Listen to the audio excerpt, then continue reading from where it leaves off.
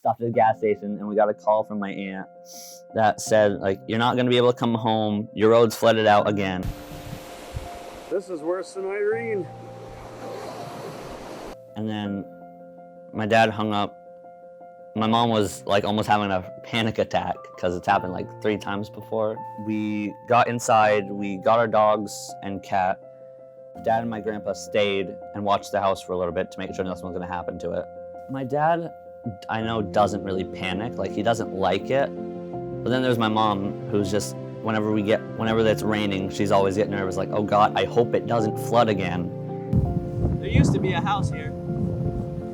Flooding could happen no matter what we do, but maybe we could take steps to ensure safety after the flooding.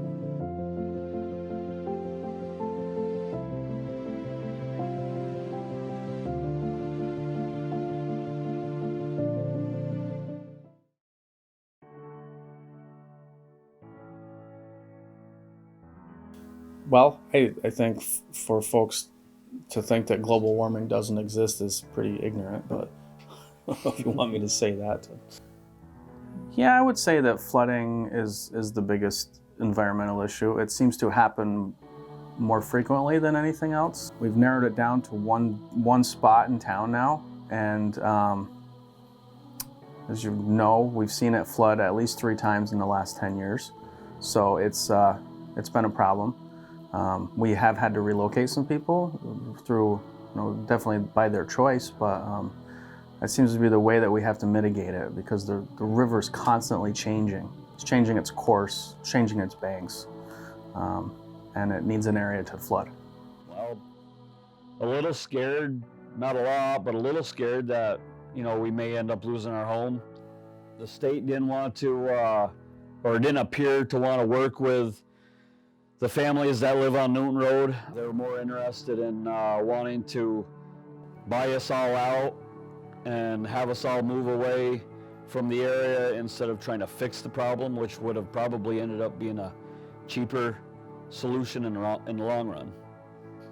One of the interesting things about flood-related issues in Vermont, and I believe since Hurricane Irene, Tropical Storm Irene, I believe Vermont has applied for disaster aid for flooding-related issues 12 times since then.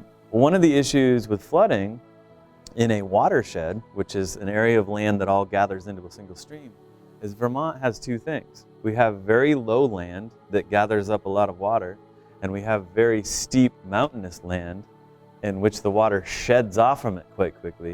It comes from natural storms. It comes from more water than usual being dropped on the ground.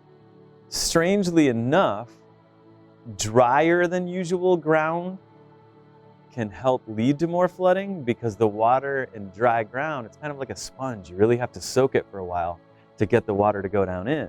So the ground isn't absorbing water when it's extra dry, so it stays above ground and runs downhill into a stream or river, and you get more water than usual. The same is true if the ground is already saturated. It's already holding all the water it can. Then the water stays above ground and causes flooding.